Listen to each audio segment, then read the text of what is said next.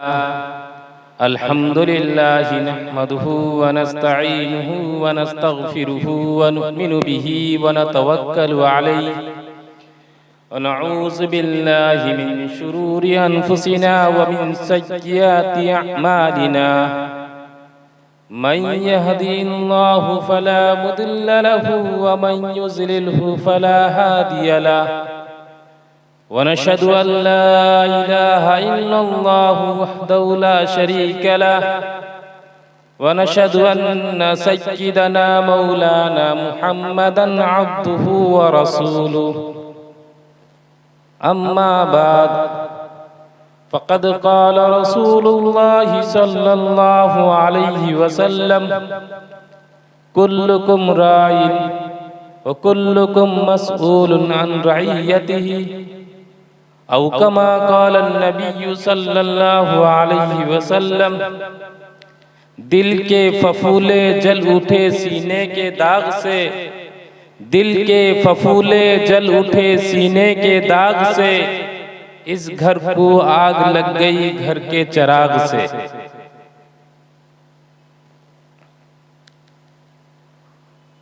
पर्दानशीन माए और बहनें, मैंने आप हजरात के सामने एक हदीस पाक पेश किया है।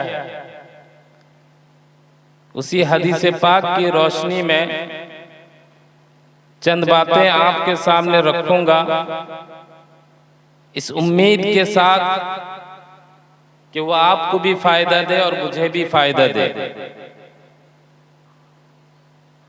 मैंने जो हदीस पाक पेश किया है, उस हदीस पाक में अल्लाह के नबी सल्लल्लाहु अलैहि वसल्लम इरशाद फरमाते हैं, तुम में से हर आदमी चरवाहा है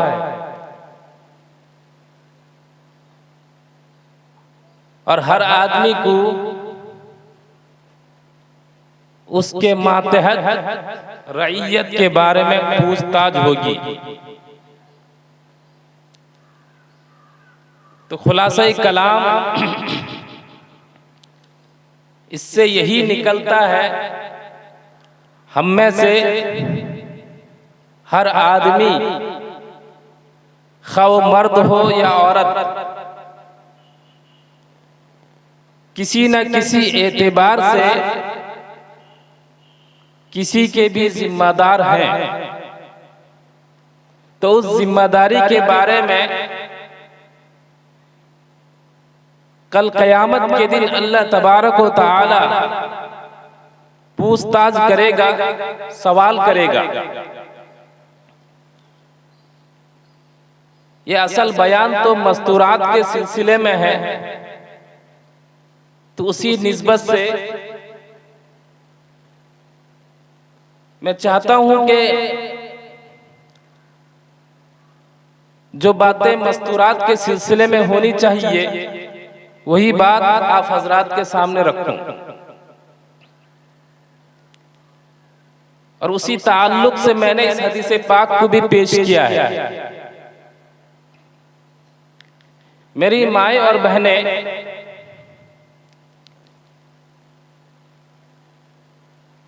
हम और आप जो हैं अपने औलाद के जिम्मेदार हैं। हदीस में भी आता है, अल्लाह के नबी सल्लल्लाहु अलैहि वसल्लम ने इरशाद फरमाया, कुल्लु मौलूदिन युलदु अलल फितरा, हर नौमौलूद बच्चा फितरत पर पैदा होता है। यह फितरत से मुराद जो है फितरत इस्लाम है। इस्लामी फितरत पर हर बच्चा पैदा होता है। फ़अबवाहु युहव्विदानिही औ युनस्सिरानिही औ युमज्जिसानिही, उसके वालिदैन उसको या तो मजूसी बना लेते हैं, या तो यहूदी बना लेते हैं, या तो नसरानी बना लेते हैं। यहूदी और नसरानी और मजूसी ये मिसाल दिया गया है, वरना तो हदीस का पस मंजर ये है। हदीस में इस तरफ इशारा किया गया है कि उसके माँ बाप जैसे रहते हैं वैसा बना लेते हैं। अगर उसके माँ बाप दीनदार रहते हैं तो उसको दीनदार बनाने की कोशिश में रहते हैं। अगर उसके माँ बाप बुरे रहते हैं तो वो अपने बच्चे की तरबियत सही ढंग से नहीं करते हैं, जिस वजह से जो है बच्चे बुराई की तरफ गामज़न हो जाते हैं। और अगर उसके माँ बाप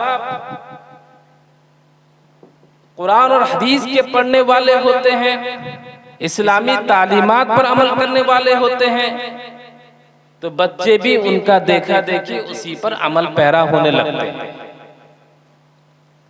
मैं आपको एक वाकया बताता चलूं।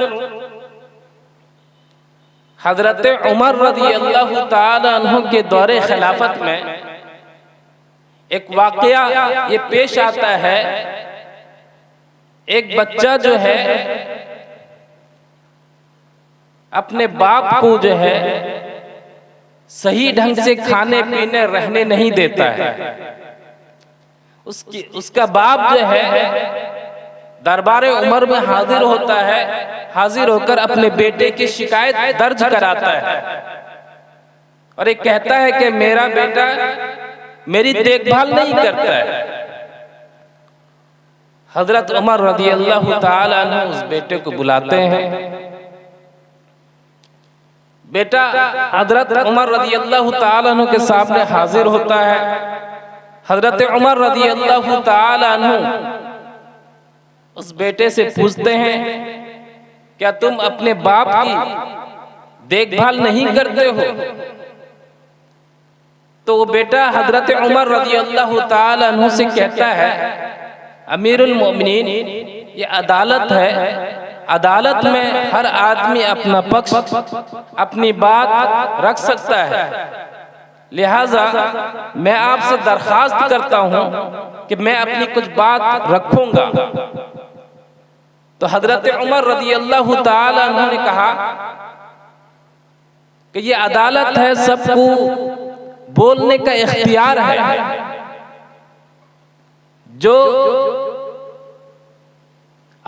जो जैसा चाहेंगे अपना पक्ष, अपनी बातें रखेंगे। लिहाजा तुम क्या बात कहना चाहते हो कहो।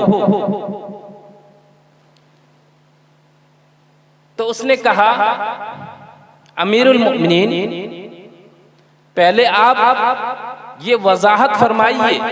मैं आपसे पूछता हूँ। अमीरुल मोमिनीन हजरत उमर रज़ी अल्लाह ताला अन्हु को कहता है कि मैं आपसे पूछता हूँ कि आप पहले ये वजाहत फरमा दें कि एक बाप पर अपने औलाद के क्या हुकूक आयद होते हैं, एक बाप पर क्या जिम्मेदारी अपने औलाद का होता है, उसको आप पहले सराहत फरमा दें, पहले वाज़े फरमा दें।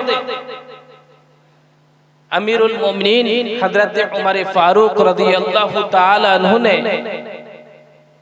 मोटी सी 3 बातें बेटे के सामने रखे। हजरत अमीरुल मोमिनीन ने कहा कि सबसे पहले औलाद के लिए जिस माँ का इंतखाब हो वो दीनदार होना चाहिए। और हदीस में भी है कि नबी पाक अलैहिस्सलातु वस्सलाम ने फरमाया, तुनकिहुल मरअतु लिअरबई वली मालिहा वली हसबिहा वली जमालिहा वली दीनिहा फज़फर लिज़ाति दीन तरिबत यदाक। अल्लाह के नबी सल्लल्लाहु अलैहि वसल्लम ने फरमाया कि औरतों से, जो लड़कियों से शादी की जाती है, उनके अंदर जो है 4 चीज देखकर शादी की जाती है। वली मालिहा, कोई माल को देखकर शादी करता है। वली जमालिहा, कोई खूबसूरती को देखकर शादी करता है। वली हसबिहा, कोई हसब और नसब और खानदान को देखकर शादी करता है। वली दीनिहा, और कोई दीनदारी को देखकर शादी करता है। नबी पाक अलैहिस्सलातु वस्सलाम ने उसके बाद में फरमाया, फज़फर लिज़ाति दीन तरिबत यदाक, तो तुम दीनदारी को देखकर शादी किया करो।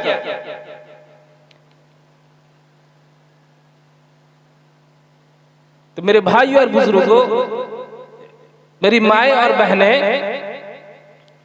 नबी पाक अलैहिस्सलातु वस्सलाम ने इस हदीस में वाज़े तौर पर शराहत फरमा दी है कि 4 खूबी औरतों के अंदर है। उन 4 खूबियों में से जो दीनदारी खूबी है उसको इख्तियार करो। तो हजरत उमर रज़ी अल्लाह ताला अन्हु ने जो 3 बातें बयान फरमाई थी, तो उसमें से सबसे पहले ये कहा था कि औलाद के लिए माँ का जो इंतखाब हो दीनदार हो। फिर दूसरी बात, अमीरुल मोमिनीन हजरत उमर फारूक रज़ी अल्लाह ताला अन्हु ने कहा कि जब उसके घर में बच्चा पैदा हो तो फिर इस्लामी नाम से इस्लामी नाम रखा जाए, और फिर बच्चा जब बोलने लगे, बात करने लगे, तो फिर इस्लामी तालीम से उसे आरास्ता और पैरास्ता किया जाए, और होना भी यही चाहिए। तो हजरत उमर रज़ी अल्लाह ताला अन्हु ने कहा कि जब बच्चा पैदा हो तो उसका नाम जो है इस्लामी नाम रखा जाए। और हमारे और आपके यहाँ आज से कुछ साल पहले अगर चले जाएं, जिस वक्त मोबाइल का दौर दौरा नहीं था, तो उस वक्त नाम जो है रखा कर देते थे। अगर कोई जुमेरात में पैदा हो गया, जुमराती रख दिया करते थे। मंगल में पैदा हो गया, मंगल के दिन तो मंगलू रख दिए। बुध के दिन पैदा हो गया, बुद्धू रख दिए। और जुमा के दिन पैदा हो गया, जुमा रख दिए। ये नाम तो अभी भी मिलता रहता है। और अभी के दौर में अभी ऐसा होता है, इस नाम से थोड़ा हटकर इस्लामी नाम के बजाय मोबाइल में आप ढूंढने लगते हैं। मोबाइल में देखते हैं, यूट्यूब मारते हैं या एमटी मीडिया मारते हैं, देखते हैं कोई सा नाम निकल जाए, हम उस नाम को जो है क्या रख दें। तो अब जो है मौलाना साहब के बजाय, इमाम साहब के बजाय अब जो है मीडिया में मारने की कोशिश करते हैं। चैनल में मार कर देखते रहते हैं, कोई सा नाम मिल जाए उस नाम को रख लिया करें। और नाम भी मिलता जुलता होना चाहिए। जैसे एक आदमी आए मौलाना साहब के पास में, मौलाना साहब से कहा कि मौलाना साहब, मेरे बड़े बेटे का नाम तो इदरीस है, छोटे बेटे का भी नाम उसी से मिलता जुलता होना चाहिए। पहले में आई होना चाहिए और दूसरे और आखिर में यस होना चाहिए, और फिर कुरान से भी होना चाहिए। मौलाना ने कहा ठीक है, अगर तुम ऐसा नाम चाहते हो जिसमें शुरू में आई हो और आखिर में यस हो और फिर कुरान में भी होना चाहिए, वैसा नाम भी लेना चाहते हो तो लो। और उसी के वजन पर भी है। पहले बेटे का नाम, बड़े बेटे का नाम इदरीस है तो छोटे बेटे का नाम इबलीस रख दो, ये भी कुरान में है। अबा वस्तकबरा के इल्ला जो है फसजदु इल्ला इबलीस, तमाम के तमाम ने सजदा किया सिवाय इबलीस के, तो ये भी कुरान में मिलेगा। तो मेरी माएँ और बहनें, तो अभी जो है इस नाम के बजाय मोबाइल में ज्यादा जो है सर्च करते हैं। हालांकि नाम जो है किसी अच्छे आलिम से, किसी पढ़े लिखे से उसका माना, मफहूम, मतलब जानकर नाम रखना चाहिए। और फिर हजरत उमर रज़ी अल्लाह ताला अन्हु ने कहा कि जब बच्चा थोड़ा बोलने लगे तो उसे इस्लामी तालीम से आरास्ता किया जाए, इस्लामी तालीम दी जाए। और अभी का हाल देखिए, जब बच्चा बोलने लगता है, बोलने की कोशिश करता है, अल्लाह और रसूल के नाम के बजाय गुड मॉर्निंग, गुड बाय, टाटा, दादा, नाना, ये सब सिखाते रहते हैं, पापा, ये सब सिखाते रहते हैं, लेकिन अल्लाह और रसूल के नाम को नहीं सिखाते। तो मेरी माए और बहनें, हजरत उमर रज़ी अल्लाह ताला अन्हु ने जो 3 बातें बयान फरमाई थी कि माँ दीनदार होनी चाहिए, और जब बच्चा पैदा हो उसका नाम इस्लामी नाम रखा जाए, और जब बच्चा बोलने लगे तो इस्लामी तालीम उसे दिया जाए। जब उस बच्चे ने ये सुन लिया, अब उसने अमीरुल मोमिनीन से कहा, अमीरुल मोमिनीन आप मेरे वालिद से पूछिए क्या इन्होंने मेरे इन तीनों हुकूक को अदा किया है या नहीं।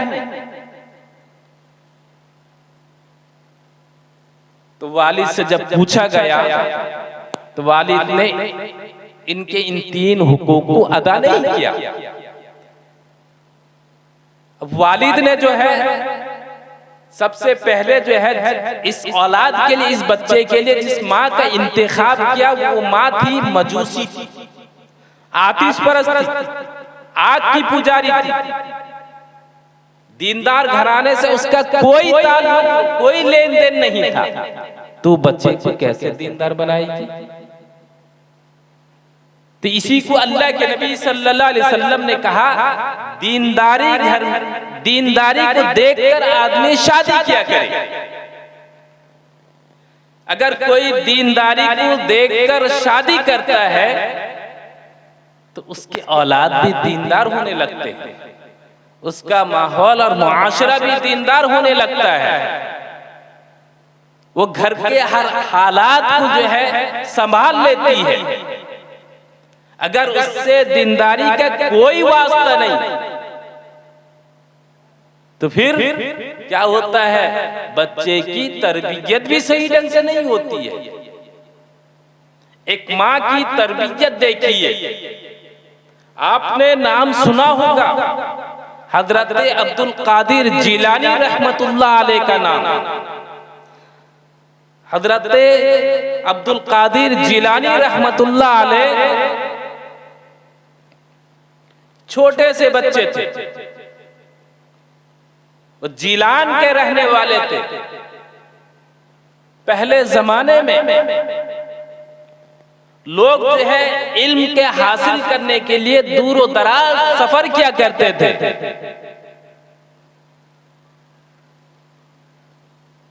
जैसे आज का भी मिसाल लीजिए, आज से कुछ साल पहले उड़ीसा में सिर्फ एक ही मदरसा था, जामिया मरकजुल उलूम सुंगड़ा। दूर दराज से बच्चे आया करते थे यहाँ पढ़ने के लिए, लेकिन अब सब जगह मदरसा होने लगा। तो ऐसे ही उस दौर में जो है बगदाद जो है इल्म का एक सेंटर था। वहां जो है दूर दराज से जो है सफर करके बगदाद जाया करते थे इल्म के हासिल करने के लिए। तो अब्दुल कादिर जिलानी रहमतुल्लाह अलैहि की वालिदा जो एक काफिले के साथ में जो है बगदाद इनको भेजा ताकि वो बगदाद जाएं और इल्म हासिल करें। तो एक काफिले के साथ में अब्दुल कादिर जिलानी रहमतुल्लाह अलैह चलने लगे, जाने लगे। लेकिन उनकी माँ ने उनको जाते वक्त एक नसीहत की थी कि बेटे जितने भी बड़े मुसीबत में रहो सच को न छोड़ना, झूठ कभी भी न बोलना। उस नसीहत को उन्होंने अपने जहन में खूब बैठा लिया।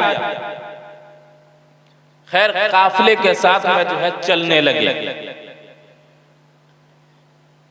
उस दौर में लोग जो है पैदल सफर किया करते थे, काफिला बंदी के साथ में जाया करते थे, क्योंकि उस वक्त गाड़ी वगैरह नहीं थे और रास्ता भी जो है सही ढंग से नहीं था। और ये लाइट वाइट जो अभी जो है जिस तरह का जो है रास्ता भी रोशन रहता है, अभी उस वक्त इस तरह के हालात नहीं थे। तो रास्ते में जो है पूरे काफले वालों को डाकुओं ने घेर लिया। डाकुओं ने कहा जिसके पास जो है निकाल दो। तो एक डाकू ने इस बच्चे को पकड़ लिया, इस बच्चे से कहा भाई तेरे पास में क्या है? तो इस बच्चे ने कहा कि मेरे पास 40 दीनार हैं जिसको मेरी माँ ने गबल के नीचे कपड़े में सी कर दिया है न बेट। तो उस डाकू ने कहा अरे सच बोलो। हाँ मैं सच बोलता हूँ, मजाक नहीं करता हूँ। तो उस डाकू ने सोचा ये मजाक करता होगा, इसको अपने बड़े सरदार के पास में ले चलते। तो बड़े सरदार के पास में इस बच्चे को लेके जाते हैं और बड़े सरदार से कहते हैं कि इस बच्चे को, जब हमने पूछा, इस बच्चे ने कहा इस तरह का जवाब दिया। तो बड़े डाकू ने कहा अरे बच्चे तुम्हारे पास में क्या है? न मेरे पास 40 दीनार हैं जिनको मेरी वालिदा मोहतरमा ने बगल के नीचे कपड़े में सी कर दिया है ताकि वो महफूज रहे। तो उस बड़े डाकू ने कहा अरे बच्चे अगर तुम झूठ बोल देते तो तुम्हारा जो है दीनार जो महफूज रहता। तो उस बच्चे ने कहा कि देखिए मेरी वालिदा मोहतरमा ने मुझे रुखसत करते वक्त में एक नसीहत की थी कि बेटा हमेशा सच बोलना, झूठ कभी भी ना बोलना। तो मैं उस नसीहत पर अमल कर रहा हूं। तो उन डाकुओं के सरदार की आंख खुल जाती है। उन डाकुओं का सरदार ये अपने दिल में सोचने लगता है कि जब एक बच्चा अपनी माँ की नसीहत पर इतना अमल पैरा है, इतना जो है माँ की तालीम पर अमल करता है, और हम जो है कि कितने रब के नाफरमान हैं, एक छोटे से बच्चे से भी खराब है। तो उसकी आंख खुल जाती है और दिल में बच्चे की बात जो असर करती है। तो उस बच्चे की वजह से जो है ये तौबा करने लग जाता है। तो डाकुओं का सरदार एक माँ जो है जो बच्चे को नसीहत की थी, उस नसीहत की वजह से जो है बच्चा अमल किया, उस अमल की वजह से जो है डाकुओं का सरदार तौबा और इस्तिग़फ़ार कर लेता है। तो मेरी माएं और बहनें, पहले हमें सुधरना होगा। अगर हम सुधर जाएंगे तो हमारे औलाद भी सुधर जाएंगे। और हदीस में भी है, नबी पाक अलैहिस्सलातु वस्सलाम एक मर्तबा ईदगाह में, या तो वो ईदुल अज़हा का दिन था या ईदुल फित्र का दिन था। हजरत अबू सईद खुदरी रज़ियल्लाहु ताला अन्हु उस हदीस के रावी हैं कि नबी पाक अलैहिस्सलातु वस्सलाम जो है ईदगाह की तरफ जा रहे थे और औरतों की जमात से कहा, ये औरतों की जमात, या माशरन निसाई, ये औरतों की जमात, तसद्दक कि तुम ज्यादा से ज्यादा सदका क्या करो, इसलिए कि मैंने जहन्नम में जो है तुमको ज्यादा देखा है। अब उन औरतों की जमात ने कहा, या रसूलल्लाह, आपने हमें किस वजह से जो है जहन्नम में ज्यादा देखा है? नबी पाक अलैहिस्सलातु वस्सलाम ने फरमाया कि तुम ज्यादा लानो तान क्या करती हो। और ये लानो तान तो मशहूर है।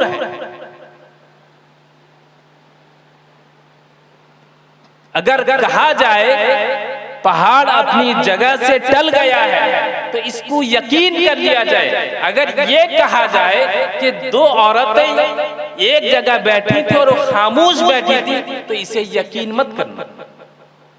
किसी ना किसी एतबार से जो है दोनों में बात हुई और बात होते होते चुगली गीबत तक बात आ जाएगी। तो नबी पाक अलैहिस्सलातु वस्सलाम ने फरमाया कि तुम ज्यादा लान और तान करती हो और अपने शौहर की बहुत ज्यादा नाशुक्री करती हो, और ये तो आम है, ये तो आम है। हम और आप, हमारे घर से भी, घर में भी ये सब चीज होता रहता है। एक शौहर जो पूरी जिंदगी अपने शौहर की, एक शौहर जो पूरी जिंदगी अपनी बीवी की ख्वाहिश को पूरा करता रहा, अगर एक मर्तबा उसकी फरमाइश को पूरा नहीं कर सका, अपने जेब को देखा तो उसकी फरमाइश को पूरा नहीं कर सका, बीवी ने ऑर्डर दी कि तुम मेरे लिए आते वक्त में एक साड़ी लेकर चले आओगे। अब जब उसने दुकान को गया, देखा भाई कीमत तो बहुत ज्यादा है, खैर के भी जब पैसा हो जाएगा तो उसकी फरमाइश पूरा कर दूंगा। और जब पैसा नहीं हुआ, अब घर जब आया, बीवी ने जो है जब झोला टटोलना शुरू किया तो साड़ी नदारत, साड़ी नहीं मिली। जब साड़ी नहीं मिली तो बीवी ने फौरन बोल देती है, तुम मेरा क्या शौक को जो पूरा किया, ये शौक को भी पूरा कर दोगे?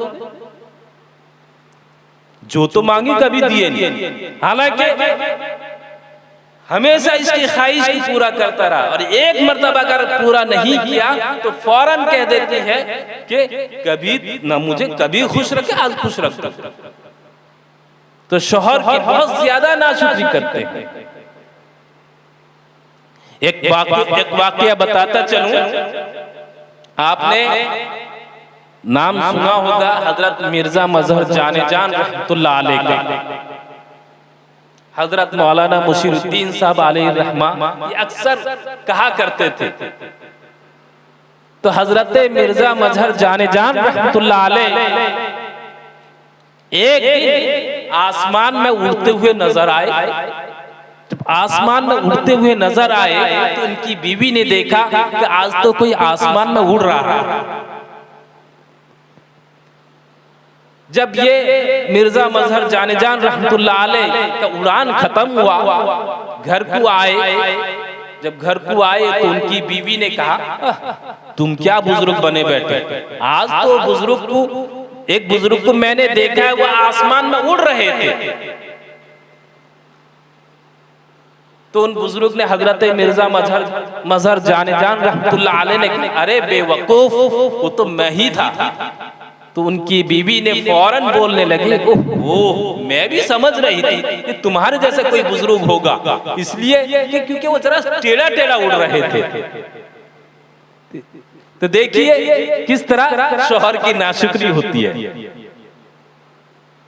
मैं हमेशा यही कहता रहता हूं, अगर किसी की बीवी उसके शौहर को अगर बुजुर्ग कह दे, नेक कह दे, तो बिला दलील के, बिला झिझक के उसको जो है बुजुर्ग समझ ही लेना चाहिए। सबसे बड़ी दलील उसकी बीवी है, क्योंकि बीवी इतने जल्दी शौहर को नहीं मानती है।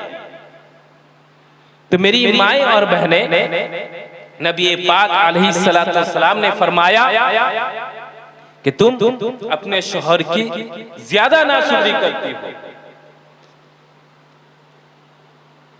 और फरमाए कि तुम जो है नाकिसुल अकल होने के बावजूद अकलमंदों के अकल को भी ले जाते हैं, उनके अकल को गायब कर देते हैं। अरे होता भी यही है, जब शौहर किसी की बात को नहीं मानता है, लोग जो है आ जाते हैं उसकी बीवी के पास में, कहते हैं जरा आप अपने आदमी को समझाइए। तो बीवी ऐसा वैसा बात बनाकर शौहर को बोल देती है, शौहर भी उसकी बात में आ जाता है। तो मेरी माएं और बहनें, इसलिए पहले हमें सुधरना होगा। अगर हम सुधर जाएंगे तो हमारे औलाद खुद ब खुद सुधर जाएंगे। अगर जहां हम में कुछ खराबी रहा तो हमारे औलाद भी खराब हो जाएगा। इसी को अल्लाह के नबी सल्लल्लाहु अलैहि वसल्लम ने कहा था, कुल्लु मौलूदिन यूलदु, कि हर बच्चा फितरत इस्लाम पर पैदा होता है। उसके माँ बाप उसको उस मजहब का बना लेते हैं जिस मजहब के मानने वाले खुद रहते हैं, उसको उसी रास्ते पर ले आते हैं जिस रास्ते पर ये खुद रहते हैं। तो मेरी माएं और बहनें, पहले वालिदैन को सुधरना होगा। जैसे एक वालिद था, उसकी सारी जिंदगी जो है झूठ बोलते बोलते चली गई। आखिर में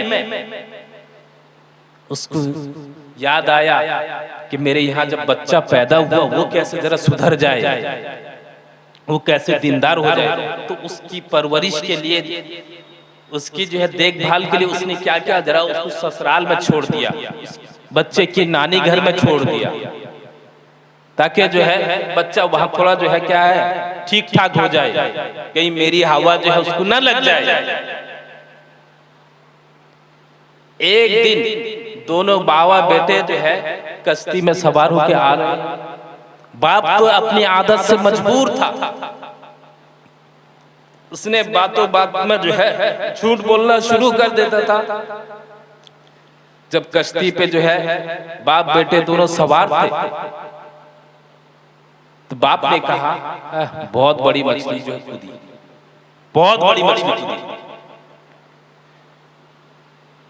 इधर बेटे भी ने कहा, हाँ अब्बा, या तो पानी मेरे देह में गिरा। हालांकि कोई मछली नहीं थी। तो बाप भी कहा गया, कहते नहीं कि हमारे यहाँ मकूला भी है कि जिस मंजी बेटा उसी मंजी का है जिस मंजी का बाप है। क्योंकि बाप की जो है फितरत जो है झूठ बोलते बोलते चली गई, अब बेटा भी जो है झूठ बोलने लगा। तो मेरी माएं और बहनें, इसलिए हमें दीनदार बनना पड़ेगा, हम अपने औलाद को सुधारने के लिए। लेकिन आज का माहौल ऐसा हो गया है, आज का माहौल ऐसा हो गया, हम कैसे अपने औलाद को सुधारें, कैसे दीनदार बनाएं। एक तरफ बाबा मोबाइल लेके पड़ा है, एक तरफ माँ मोबाइल लेके पड़ी है, और एक तरफ औलाद मोबाइल लेके पड़े हैं। तो बच्चे कैसे दीनदार होंगे, हमारा माहौल और मुआशरा कैसे सुधरेगा। इसलिए हमें कुर्बानी देनी पड़ेगी। हमें बच्चों के सामने जो है इस्लामी तालीम पर अमल करना होगा। यहां तक कि हमारे अंजुमन में एक मर्तबा एक केस आया कि इसी मोबाइल की वजह से जो है तलाक तक की नौबत आ गई। अंजुमन में ये आया था, एक मर्तबा मुकद्दमा ये आया था, केस ये आया था। एक बीवी कहती है, मैं अपने शौहर को तो छोड़ दूंगी लेकिन मोबाइल नहीं छोड़ सकती। उसके शौहर का ये दावत था कि वो मोबाइल छोड़ते मैं उसे रख लूंगा। लेकिन बीवी कहती है कि मैं तो शौहर को छोड़ दूंगी लेकिन मोबाइल नहीं छोड़ सकती। तो हमारा माहौल और मुआशरा कितना जो है बिगड़ गया है। मोबाइल के मुकाबले में शौहर की कोई हैसियत नहीं, ये हो गया है। तो मेरी माएं और बहनें, पहले जो है यही सब बुराई की वजह से जो है हमारा घर खराब हो गया। मैंने इसी को एक शेर में कहा था, शुरू में पढ़ा था, दिल के फफूले जल उठे सीने की दाग से, इस घर को आग लग गई घर के चिराग से। तो हमारे बच्चे जो है खराब होते हैं, ये हमारी वजह से खराब होते हैं, हम ही इसके जिम्मेदार होंगे। मैंने हदीस जो पेश किया था आपके सामने, कुल्लुकुम राई कुल्लुकुम मसऊलुन अन रइयतिही। अगर आज हमारे बच्चे खराब होंगे, इस्लामी तालीम से नावाकिफ होंगे, तो उसके जिम्मेदार हम और आप होंगे। तो इसलिए हमें और आपको जो है सुधरना चाहिए, इस्लामी तालीम पर अमल पैरा होना चाहिए। अल्लाह तबारक व तआला से दुआ करें कि अल्लाह तबारक व तआला जो है हमें इस्लामी तालीम पर अमल करने की तौफीक अता फरमाए। व आखिर दावाना अनिल हम्दुलिल्लाहि रब्बिल आलमीन।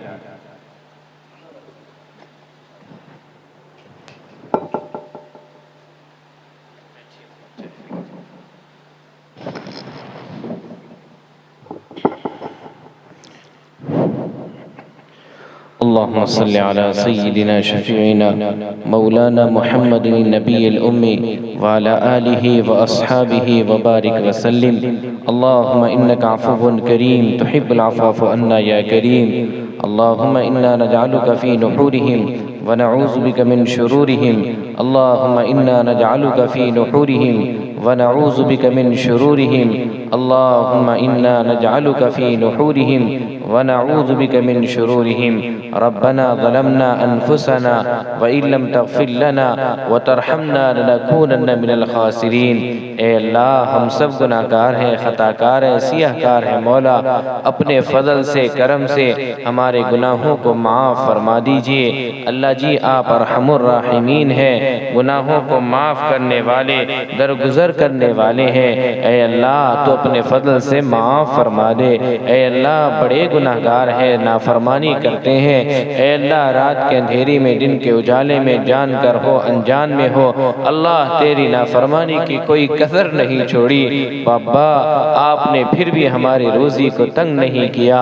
अल्लाह जी, आप चाहते तो ज़मीन को इजाज़त देते कि ज़मीन निगल जाती। आप चाहते आसमानों को, छतों को हुक्म करते, छत गिर जाते। अल्लाह जी, आप हुक्म फरमाते, ए अल्लाह, हम बर्बाद हो जाते। रब्बा, आपने करम का मामला किया, फजल का मामला किया, हमारे ऐबों पर पर्दा डाल दिया, गुनाहों को छुपा दिया। कहीं मेरे बंदे किसी के सामने जलील न हो जाएं, रुस्वा न हो जाएं। अल्लाह जी, आपकी मोहब्बत में मेरी माएँ बहनें यहाँ जमा हैं। अल्लाह जी, आपकी मोहब्बत में उम्र दराज माएँ भी मौजूद हैं। अल्लाह, आंचल फैलाई हुई है। अल्लाह, मौलाना ने बड़ी कीमती बातें की हैं। अल्लाह, हम सबको उस पर अमल की तौफीक अता फरमा दे।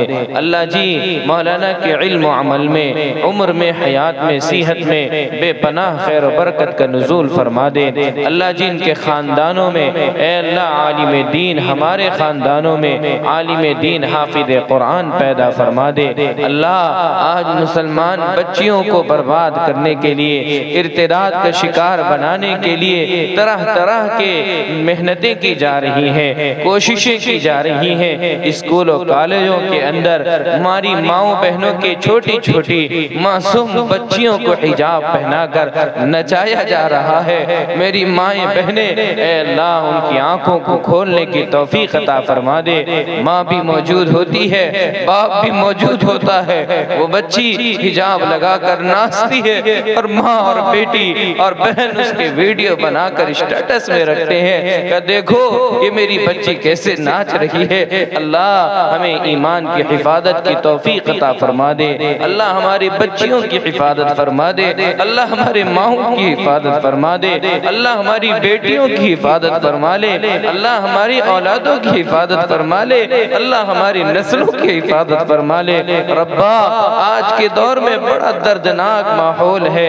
आज हमारी मस्जिदों को वीरान कर दिया जा रहा है। मस्जिदों को इसी महीने में 3 मस्जिदें शहीद कर दी गईं। अल्लाह, आप देख रहे हैं, गर्चे हमारे अमाल बुरे हैं, आप फैसला लेने वाले हैं, आप बड़े ताकतवर हैं, अपने ताकत का मुजाहिरा फरमा दीजिए। अल्लाह जी, हमारे लिए अमन और सुकून का माहौल पैदा फरमा दीजिए। हम सबको अपने अमाल को सुधारने के लिए रोज़ा रखने की तौफीक अता फरमा दीजिए। अपने ख्वाहिशात को मिटाने के लिए, ऐ अल्लाह, ख़त्म करने के लिए हमें नेक अमाल की तौफीक अता फरमा दीजिए। जितने लोग हाथ उठाए हैं, अल्लाह जी, सबको हज बैतुल्लाह की ज़ियारत नसीब फरमा दीजिए। सबके जायज़ मकासद में पूरी कामयाबी अता फरमा दीजिए। अल्लाह, हम सब के तमाम मरहूमीन की मग़फ़िरत फरमा दीजिए। इस प्रोग्राम को क़यामत तक जारी और सारी फरमा दीजिए। इसमें जो हिस्सा लेते हैं, इसमें जो ताउन करते हैं,